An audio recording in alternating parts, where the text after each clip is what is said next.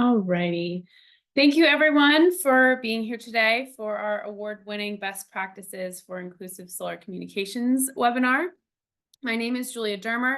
I am one of the communications personnel at the U.S. Department of Energy's Solar Energy Technologies Office, or CETO, and I'm going to get us started. So quick disclaimer, we are recording this webinar.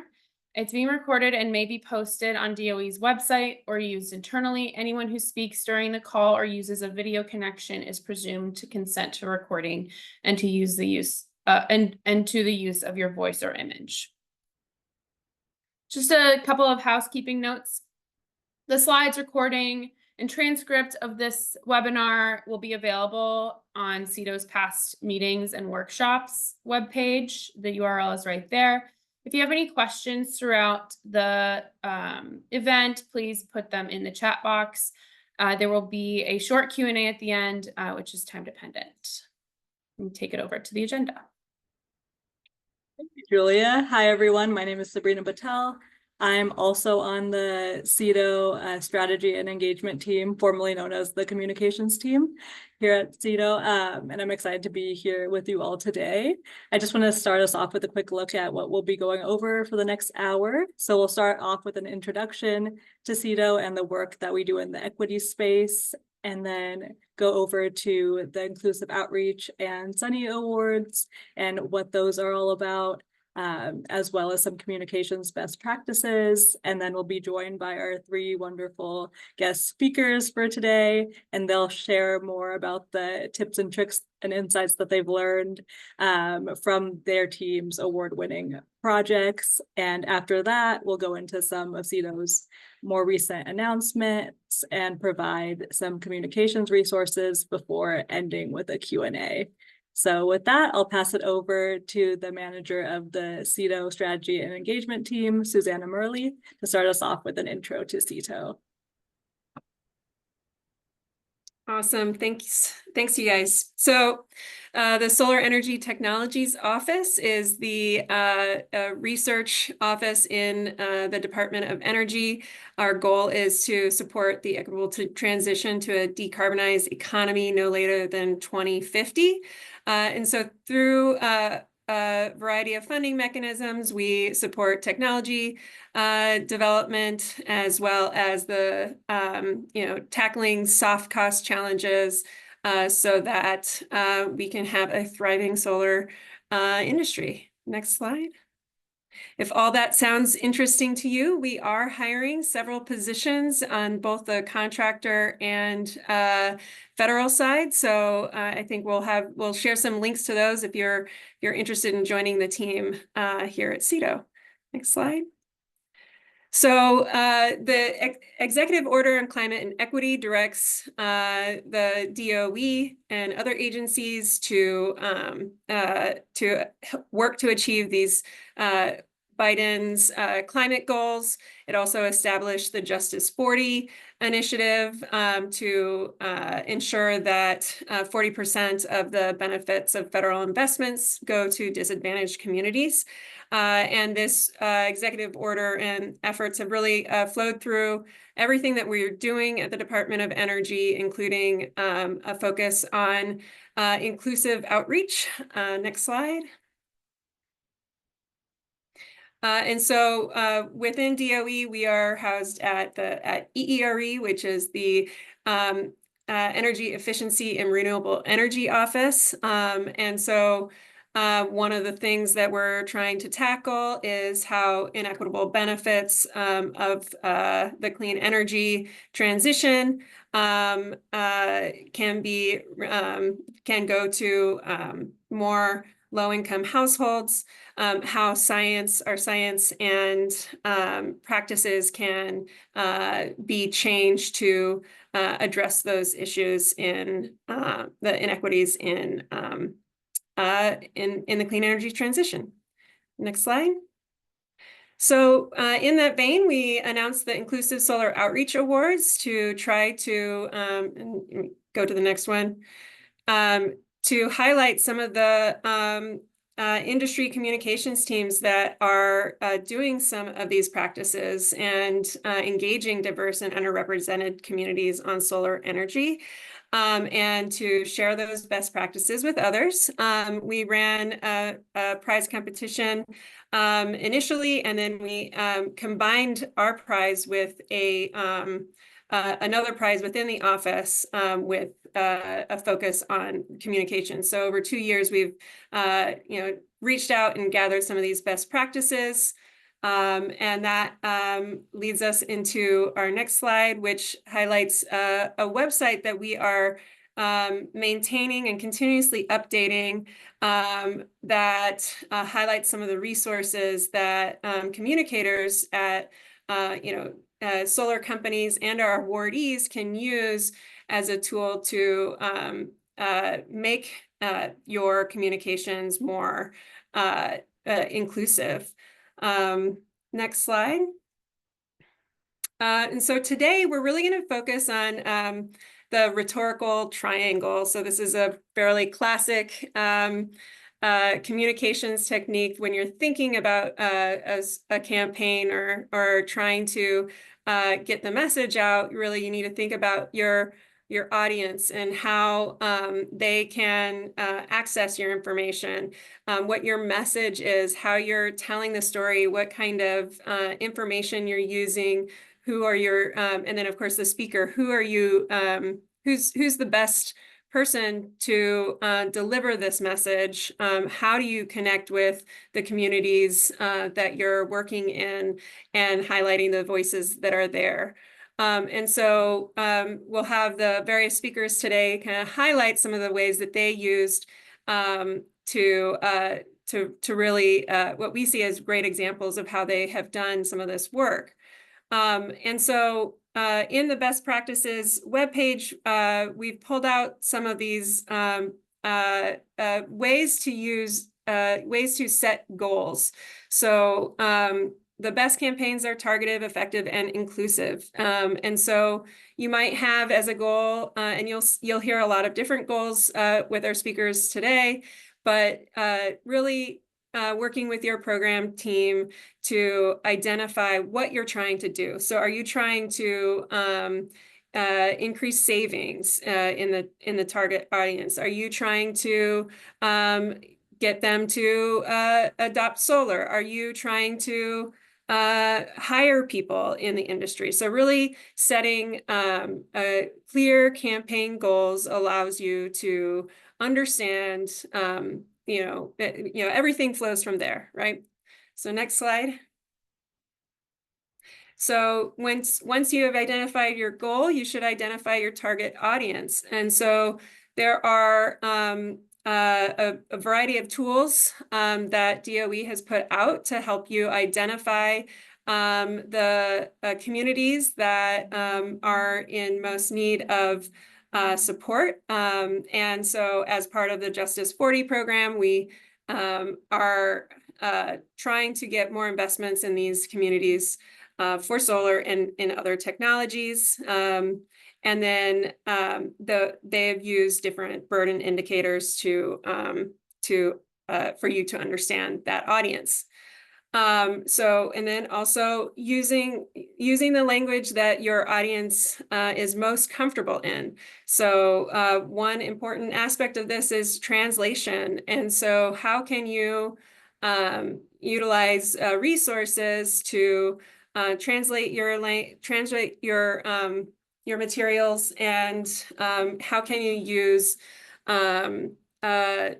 gender neutral, non-discriminatory language in your materials when you're communicating with them. And there's some great resources on that here. Next slide. And then how you're going to reach people. So are you going to go to in-person events? Are you using flyers and postcards, webinars, websites?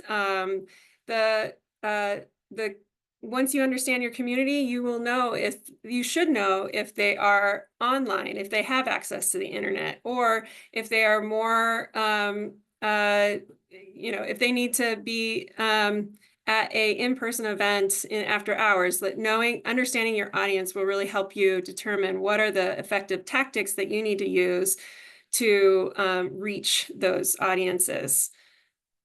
Next slide. And then when you do have digital content, how are you making sure that anyone coming to your webpage, regardless of their disabilities or abilities, can access that information? So there are a lot of resources out there to make your content accessible. I was really surprised by this stat. 1 in 4 adults in the United States has a disability. And so if you're really trying to reach people online, making sure that you are, using some of these best practices to allow people to access your information how they can. And next slide. And now I'll hand it back over to Sabrina. Great. Thank you, Susanna. So it's my pleasure to introduce our first presenter or guest speaker today, Morgan Sarau. As the Solar Program Coordinator at Energy Outreach Colorado, Morgan focuses on outreach and engagement initiatives that empower individuals and families to harness the benefits of solar energy. Morgan's team won the Inclusive Solar Outreach Award in 2022. Today, Morgan will present on her team's winning project and share insights on effective strategies for engaging communities that have historically been excluded from clean energy options. So with that, I'll pass it on over to Morgan. Thank you, Sabrina. So hi, everyone. My name is Morgan Sarau. As Sabrina mentioned, I'm the Solar Program Coordinator at Energy Outreach Colorado. And today I'll be discussing a community solar campaign which connected energy-burdened renters and homeowners in a high-emissions community to donated community solar subscriptions. And just a quick background on Energy Outreach Colorado, or EOC. Our vision is for all Coloradans to afford their energy needs. And at EOC, we take a very comprehensive approach to energy affordability, and we do this by providing a suite of energy services that aim to address all aspects of energy insecurity. So just a quick breakdown of the services that we offer. We start by providing supportive services to households experiencing an energy crisis by paying off a past due utility bill and replacing or repairing broken furnaces. In the midterm, we also provide stabilizing services, so we're able to provide free energy efficiency upgrades. And then in terms of the long-term support and sustaining energy affordability, we connect qualified households to donated community solar subscriptions. Next slide, please. So we conduct our work through a statewide network of over 100 agency partners. And the advantages of working through local agencies is that these are trusted partners that are embedded into the communities that we're serving. Oftentimes, these local agencies provide other services in addition to energy assistance, such as financial coaching, food banks, one-on-one casework. So they're really acting as a one-stop shop to address multiple needs at once. Next slide, please. And for our community solar program, we partner with community solar developers directly to establish a subscriber acquisition and management plan.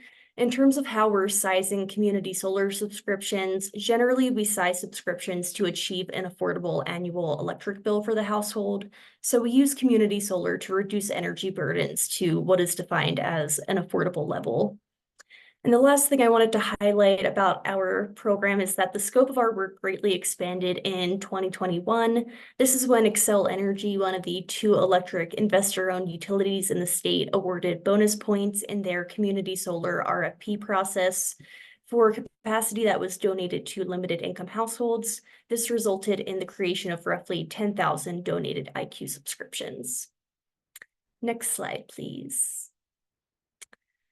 So now I just wanted to dive a little bit deeper into what we mean by donated or free community solar subscriptions. In the traditional community solar model, a subscriber is paying the utility for the electricity that they use, and then the utility gives the subscriber a credit for their share of solar production. And then the household also has to pay the developer a portion or all of that community solar credit amount back. With the free or donated community solar subscription model, there is no payment back to the developer, and the subscriber sees the full benefit of the community solar subscription. And with the donated subscriptions, households are estimated to save about 50% off of their yearly electricity costs. And in Colorado, consolidated billing has not been implemented yet. So with the donated subscriptions, subscribers aren't having to worry about a second bill to manage. They're only seeing the savings directly applied to their utility bill each month. Next slide, please. So one of the first community solar projects with fully donated subscriptions that our organization worked on was funded through a grant from the Colorado Department for Public Health and Environment. And this grant funding came from fines that the Suncor refinery paid for violating emissions regulations on multiple occasions. Just for some context, the Suncor refinery is an oil refinery that is located in Commerce City, just north of Denver. And with this grant funding, EOC was able to purchase 130 kilowatts of community solar garden capacity directly from a developer. And this provided enough solar energy bill credits to offset approximately 50% of the yearly electricity cost for about 30 households over the course of 5 years. And our goal was to serve the areas directly affected by the Suncor pollution. So we focused on the Globeville and Elyria Swansea neighborhoods of Denver, but we opened up enrollment to any household residing in the 80216 zip code, which is outlined on the map on this slide. Next slide, please. So a little bit of background on this community. Globeville and Elyria Swansea have been historically redlined and are considered modern-day environmental justice communities.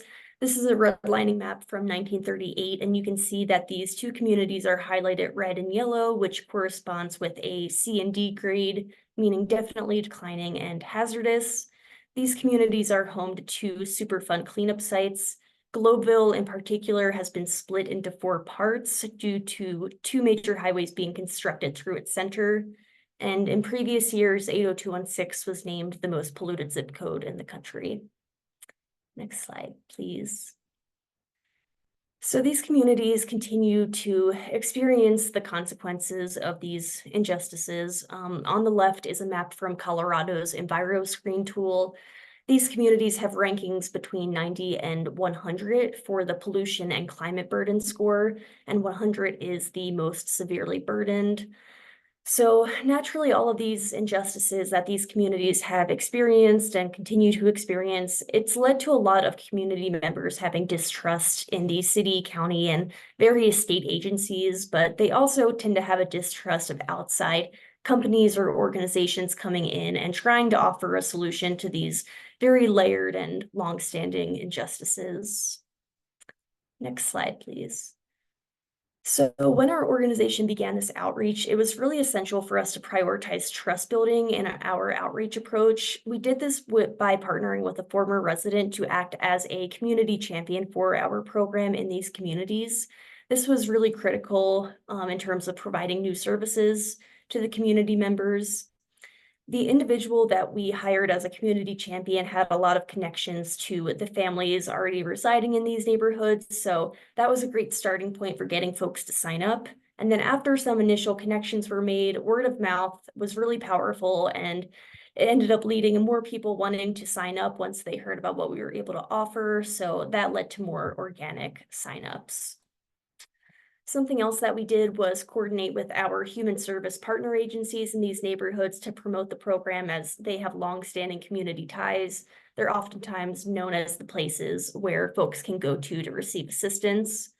And we were also able to offer multiple services to families during this effort. So households that we signed up not only received community solar subscriptions, but weatherization services for no cost to them.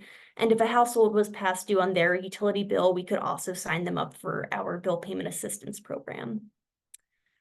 And all of this work was done a couple of years back in 2021, so we can talk a bit about the impacts of this effort to date. There are 27 households currently enrolled in this community solar project, and the average household is saving about $52 per month off their electricity bill.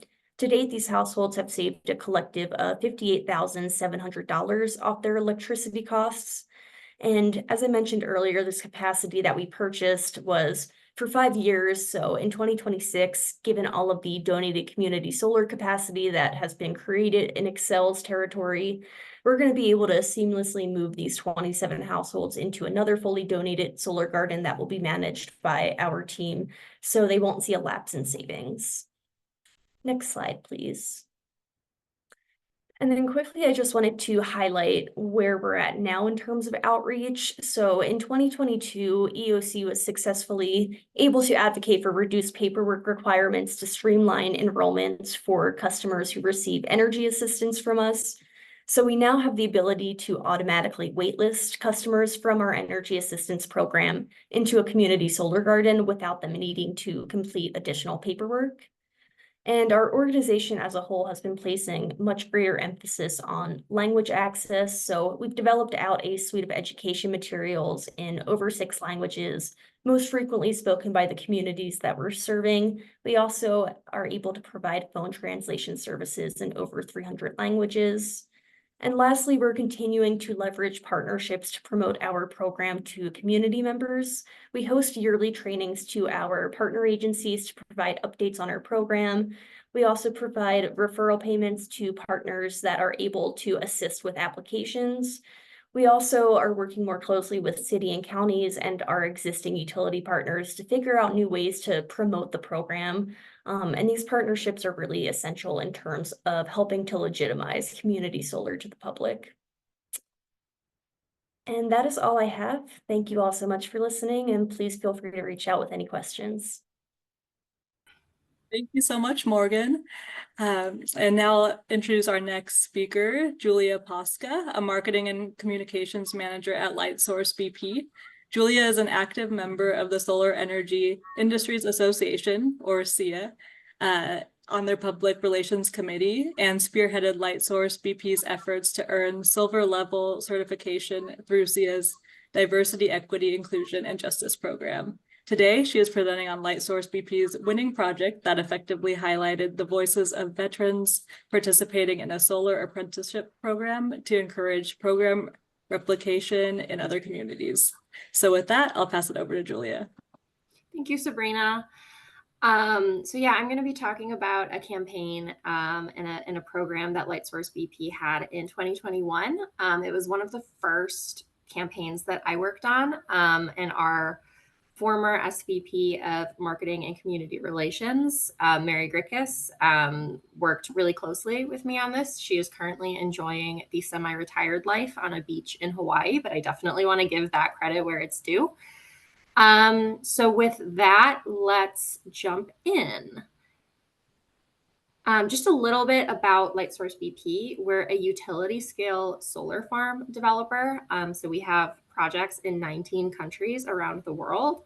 In the United States, we're one of the larger players. We've brought 3.2 gigawatts of solar projects into or through construction in the last 4 or 5 years or so, with many more to come.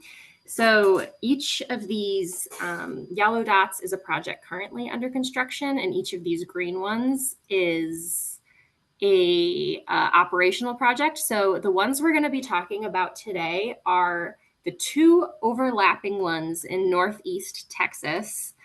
Those are 2 of our projects that were in construction in 2021, creating kind of hundreds of jobs at the time. And we're going to talk about a few of those jobs and how they were leveraged for inclusive workforce development. So those 2 projects that I pointed out were called Elm Branch and Briar Creek Solar. They are sister projects in Ellis County, Texas. So they're located right next to each other. And together, those projects are generating more than 300 megawatts of clean energy for Texas. So during construction of this project, there was a really great program that was a partnership between Lightsource BP as the project developer and owner, our engineering, procurement, and construction contractor, McCarthy Building Companies, and then a veteran-owned nonprofit called Adaptive Construction Solutions that was advancing equitable workforce development for veterans and other underserved individuals from other underserved populations in Texas. So Adaptive Construction Solutions was holding a free and accredited solar apprenticeship program for veterans at these construction sites in partnership with ourselves and McCarthy Building Companies. So 50 Texas veterans participated in that, helping construct the Elm Branch and Briar Creek projects. And as they did that, they learned, technical skills, they got the knowledge, mentorship, hands-on, on-the-job, paid training that they needed to enter long-term careers in construction and maybe even the solar sector within that. Graduates of the program had the opportunity to continue on with McCarthy Building Companies. And yeah, it was just a really wonderful program. So part of our role as LightSource BP, and in particular on our comms team, was to amplify this story, to amplify the voices of the participants, and show the industry that this kind of thing is possible and that it has clear benefits. So we were trying to reach other industry players, like other developers and EPCs, to show them they can do this. We wanted to show corporate energy buyers and investors and the people that are essentially funding these utility scale projects that they can be looking for projects that have a social impact beyond clean energy generation, and just in general, kind of reaching decision makers politically and industry-wide and anyone who has a stake in making more solar happen. So the campaign itself was launched the day before Veterans Day in 2021. I would say the main piece of that was an in-person ribbon cutting event at Elm Branch Solar with ourselves, our partners, community stakeholders, and then of course attendees from the program. So, at the event, we premiered a video that we had put together highlighting the voices of the participants on camera, as well as a few corporate talking heads. We had speeches. Our MC was a LightSource BP executive who is a veteran himself. And then the gentleman you can see in the second photo from the top here was one of the veteran graduates of the apprenticeship program, giving a really powerful testimonial about his experience. So at the event, it was really emotional and powerful, but of course, most of our audience was not at that event. So we also made sure that we were trying to spread the message far and wide, however we could. So we invited media to the event. We sent out a press release and an announcement. We provided photos and videos, and you can see here, we had these quote cards that we were encouraging folks to share on social media. We did a lot of social media ourselves, and I'll talk a little bit about the results at the end, but just in general, this is kind of how we were trying to spread that message. And I would say the event and then the video, which was online as well, were kind of the main centerpieces of that campaign. In terms of how we put together that campaign, though, we were really tried to be thoughtful in doing that in a way that would uphold the dignity of our participants. I think whenever you're telling a story about people, it's very important to amplify their voices and not try to put words into their mouth. But with, marginalized populations like veterans, it's really easy sometimes to fall into the trap of, unintentionally perpetuating stereotypes and harmful power structures by victimizing that group. A lot of these guys had experienced homelessness, mental illness, and that's not what we wanted to focus on. We didn't want to sugarcoat the struggles that they had faced returning to civilian life with any kind of, rah-rah. But we also, wanted to make sure we were framing the story in a way that, showed their achievements and aspirations and accomplishments. So working closely with the Adaptive Construction Solutions nonprofit leadership was a really important part of doing that. Not only did they help us shape that narrative and figure out, what story we were going to tell, but they introduced us to participants who were interested in going on camera. And I would hope that with that invitation coming from a trusted member of their own community, those who wanted to say no felt very comfortable doing so. But many did want to participate, and we invited them to speak candidly on camera and in their speeches at the event to share what they wanted to share. And again, amplify their true voices and their true feelings in a way that was uplifting. I reached out to, next slide, yeah. I reached out to our videographer as I was preparing for this webinar. He was the guy behind the camera filming these interviews, and we've worked with him many, many times. His name is Mark Morrison. Put his LinkedIn there, hit him up. But he had some tips for just in general filming, on the ground community members, people who might not be the most comfortable on camera, and then also shared his experience interviewing in this project and others, people with PTSD. So his main tips were to not rush them, to set aside a significant amount of time for them to feel comfortable and talk, to show genuine interest in their answers. I think that's both body language, but also follow-up questions and responding. But again, making sure not to do that in a way that's interrupting them. You don't want to throw them off track or interrupt their train of thought. In terms of interviewing folks with PTSD, you can read Mark's quote here, but he, reminds us that a lot of these folks are dealing with memory loss and maybe other cognitive challenges due to the way their brains have been altered. So sometimes to get to the point they're trying to make, they need to start from the beginning of the story, or they may have to start over a few times, or they may get distracted. So, he made sure to just listen and to normalize their experience of kind of needing that time and doing those things in their interview to make them feel more comfortable and get a better interview.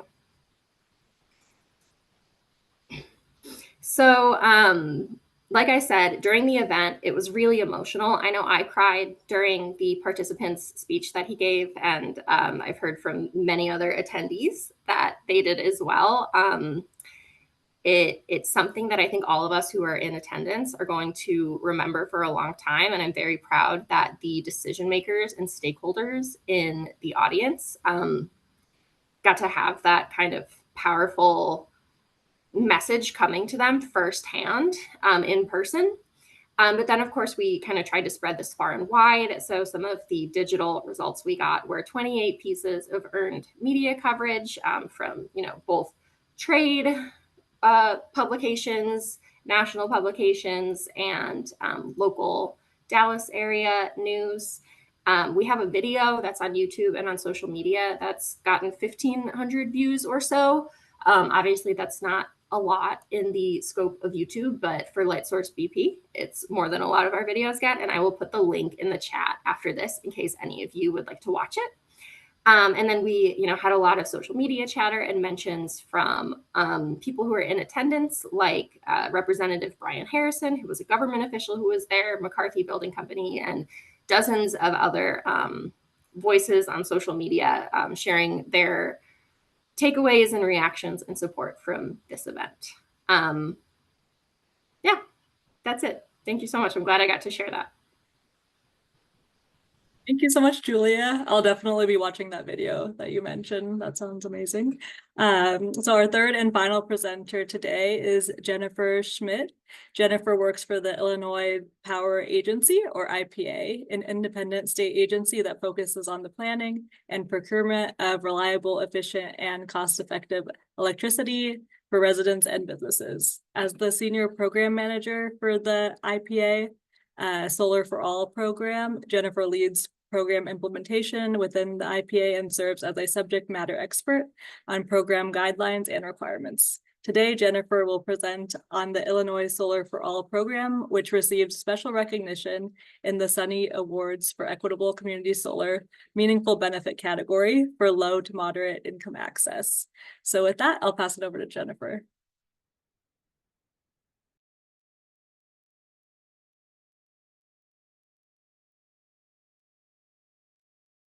Unmuting helps.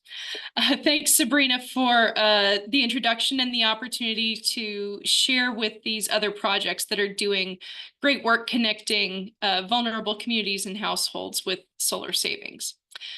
So today I'm specifically going to be focusing on solar education and program promotion through the grassroots education efforts in Illinois Solar for All. Next slide. So a very brief overview of the Illinois Solar for All program.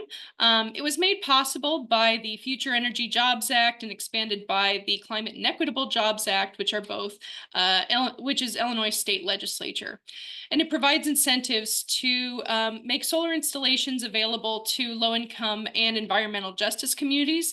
We're targeting residential income eligible residents, which we define as less than 80% AMI.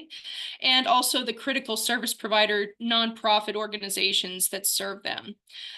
We operate by paying incentives to vetted solar developers who are registered with the program, and normally it's their responsibility for finding program participants and submitting the project application, and the bulk of the work having to do with participation in Illinois Solar for All.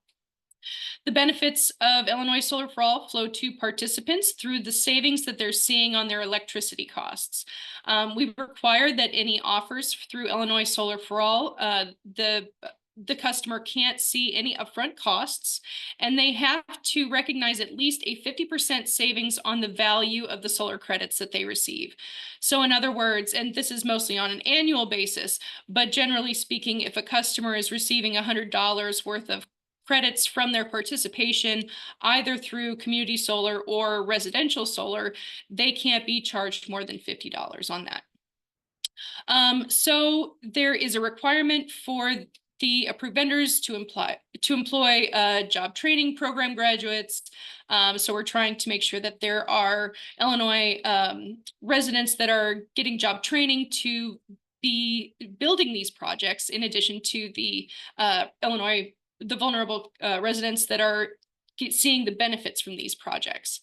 The Illinois Solar for All program is administered by Elevate Energy on behalf of the Illinois Power Agency. And then we also have a sister program, Illinois Shines, which is the general market program in Illinois. Next slide. So the grassroots education efforts in Illinois Solar for All are funded by statute. So included in the Illinois Solar for All requirements in FEJA and CEJA, we are required to use up to 5% of the program funding for grassroots education efforts. And then within that, we promise that at least 60% of that funding is going to campaigns in environmental justice communities. And I don't have the numbers, but generally we're doing very well on achieving that. I think we're usually getting about 75% of our funding going to EJ communities for grassroots education. So we're doing a lot of outreach focused in those environmental justice communities.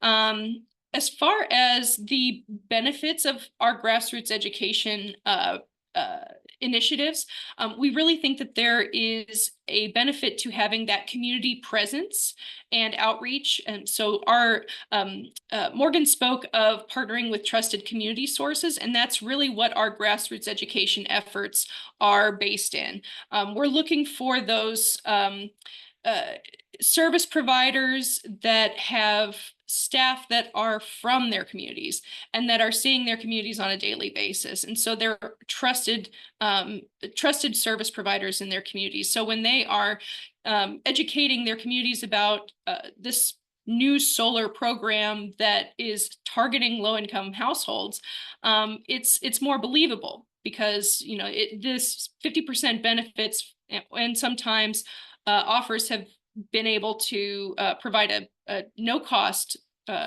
lease for solar or community solar. We fight the communities, the right caution that this is not a real offer. So having our grassroots educators in the communities really legitimizes the program and the offers that vendors that are working through Illinois Solar for All are trying to get to communities. The grassroots educators are allowed to develop their own campaigns. We recognize that they are the experts on their communities. So while we will help them with certain materials that are branded with Illinois Solar for All, we'll help them develop their own materials. But really, it is on the grassroots educators to know their communities well enough and shape their campaigns to suit the strengths and the resources within their communities. So we select these campaigns through an RFP process, and that's because of how the Illinois Power Agency has its funding opportunity of the options that it has for how we distribute funding. We have to use these as subcontractor campaigns rather than grants. So we select the organizations through the RFP process. We do try to do additional outreach for the RFP to make sure that we're getting that opportunity into communities and households so that the households in those communities that are underserved are getting attention from a grassroots educator. We are helping the grassroots educators adapt their message to provide accessible information about Solar for All and all the different opportunities and points of entry. There are a couple different ways for participants to get engaged with Illinois Solar for All. It might be going through an approved vendor. It might be going through our program administrator directly. And the grassroots educators are the community liaisons that are able to help demystify the process for their residents. And then we hope that the grassroots educators are using strategies and tactics with proven success in their areas. So we aren't asking them to reinvent the wheel if they have some sort of efforts that are already working in their communities. Next slide.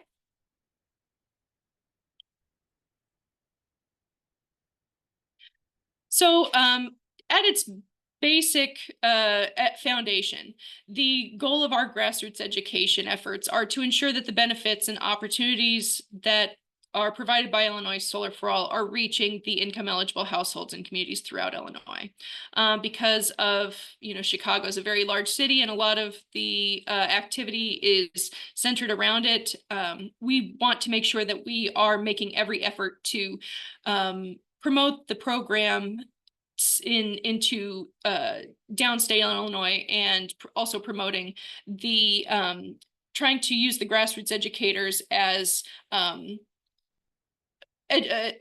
hubs in their communities where the vendors see that there is interest in their communities so that they can target that community for projects, activity, and so on. Next slide.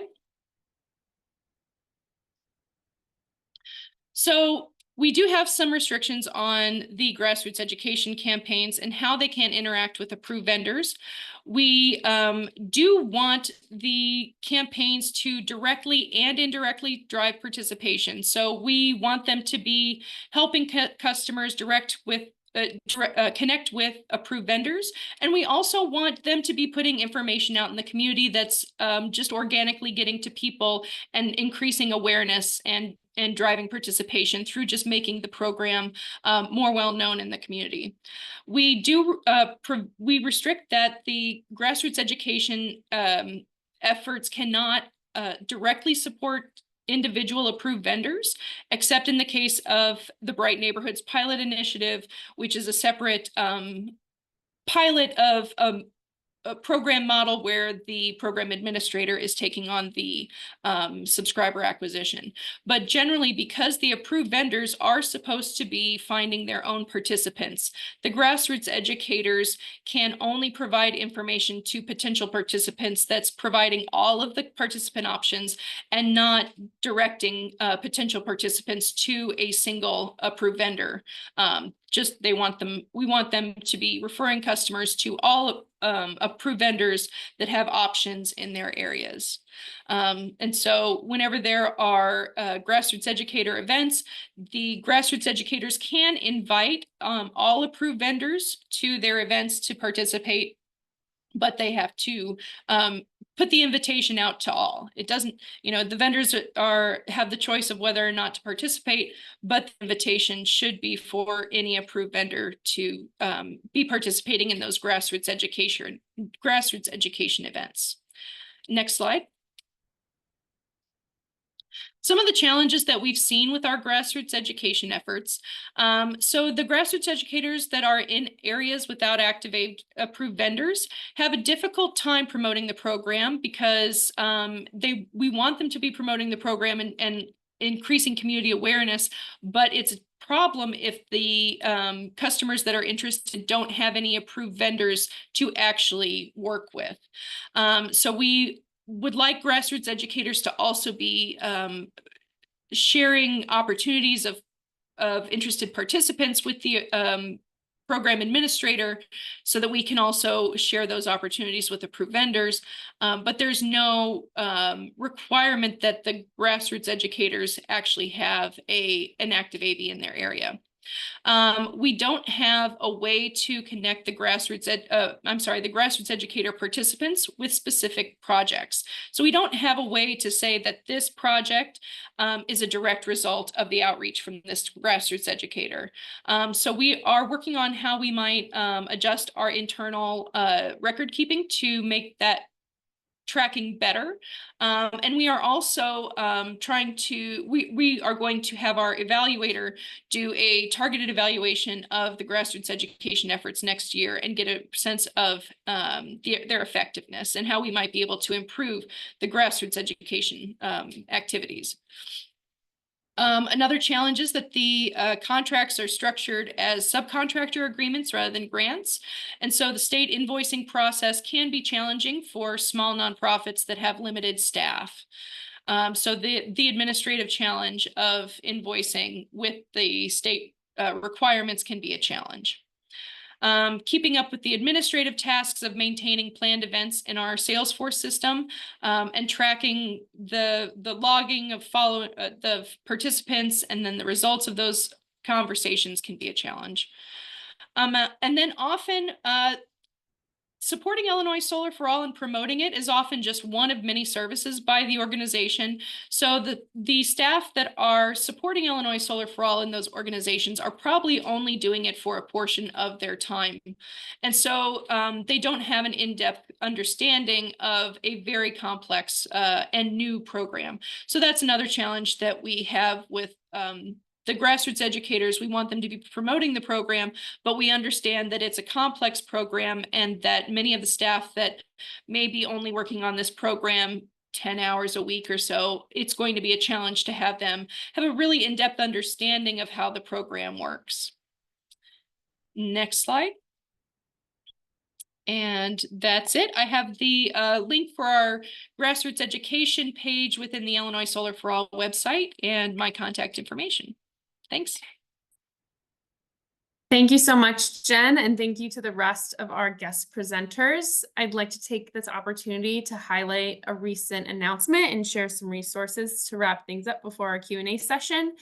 So CEDO recently announced the winners of our solar photo competition, branded Hit Me With Your Sunshot, after receiving more than 450 submissions from 113 competitors. We selected 16 winners across the 8 submission categories and 2 grand prize winners, which you can see here on the right. We have the Jackrabbit taken by Brianna Bruce and the Solar Panels in Bloom taken by Jeff West. These, along with the rest of the photo submissions, not just the winners, are available to the public for non-commercial use, and you can access those photos by scanning the QR code that you see on the slide. That would take you to our Flickr album that has all those photos. If you use the photos, one, ensure that they're not being used for commercial purposes, and make sure to credit the photographer. That information is in the Flickr album for each photo. And then with that, here is a collection of photos that came out on top in their respective categories of nature, workforce, concentrating solar, thermal power, utility scale, residential solar, and solar and weather. So those are pretty spectacular. We were really impressed with the quality of these photos.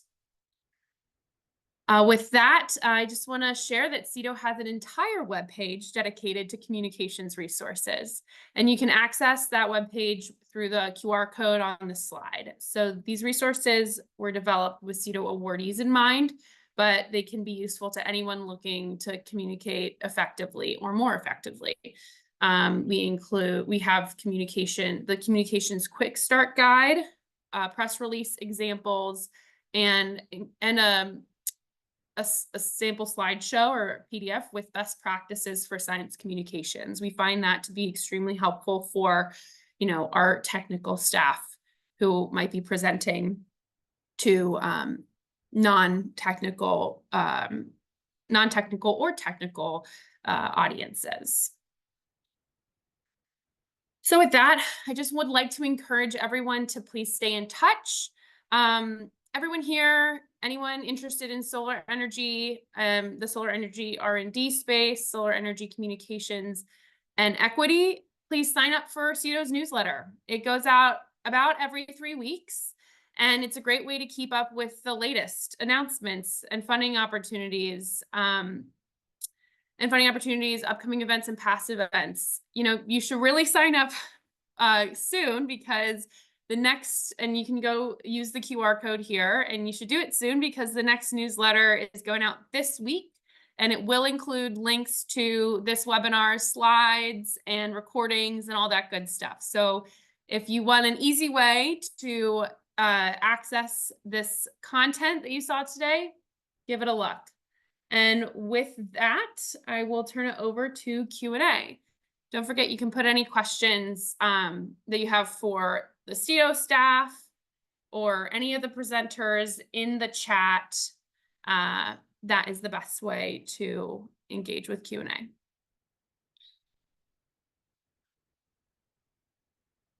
Carly, I don't think I can see if anyone's putting anything, so I'll hand it over to you. Yeah, no worries. Looks like we just have one question in here so far. When is the next photo contest and how can I get notified? So we don't have anything on the calendar yet. The best way to stay notified of the latest funding opportunities, including a solar or photo competition, and the other offices have photo competitions as well within the energy efficiency and renewable energy, is to sign up for the newsletter. We cross-post, our photo competition ended, other offices may be hosting them, and all of that information should be in the CEDO newsletter. Great, thanks, Julia. I'll also say that you could go to the previous round on HeroX and follow that page. So even though the contest is closed, if we were to have any other prizes that open that were similar, we'd go ahead and post that there and you would be notified through HeroX. Great point. Yes, definitely. I don't see any other questions in here yet, but we might give it another few minutes. Julia, I did want to confirm that the recording will be posted on the DOE website. We will likely post that on HeroX as well. But will these slides be available? I know we have some helpful links. Yes. So the slide deck and the recording will be available on CEDO's past events webpage. Perfect. If you go to the CEDO events page, you can go from there to past events. It's on the link is on the page. And we'll also have it in our in case you missed it section of the newsletter coming out on Thursday.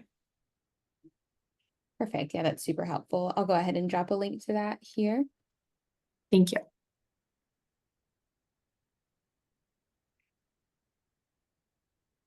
Okay, and I haven't seen any other questions come in. Is there somewhere else where people can send their questions if they had anything in particular, or do you just recommend signing up for the CEDO newsletter? The contact information for the presenters was provided on the beginning of each slide. So if it's specific to one of the presentations, I encourage you to reach out to those contacts listed on the presentation. If it's a CETO specific question, there is the solar inbox. I don't have that email address off the top of my head, but it's on, you can go to the CETO homepage and it is on there pretty prevalently. Yeah. Great. Big thank you to everyone for attending and especially to our presenters. Thank you, Carly, for hosting and making it happen, and Sabrina and Susanna for all your efforts and support on this. Great. Thanks, Julia. I'll give it about 1 more minute in case there were any lingering questions, and then we will end the webinar. Alrighty, sounds good.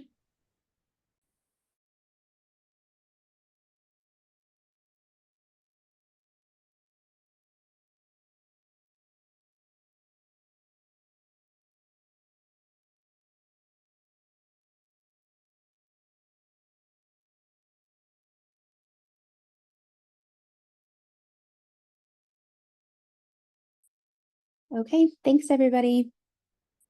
Bye. So, Take care. bye. Thank you, everyone.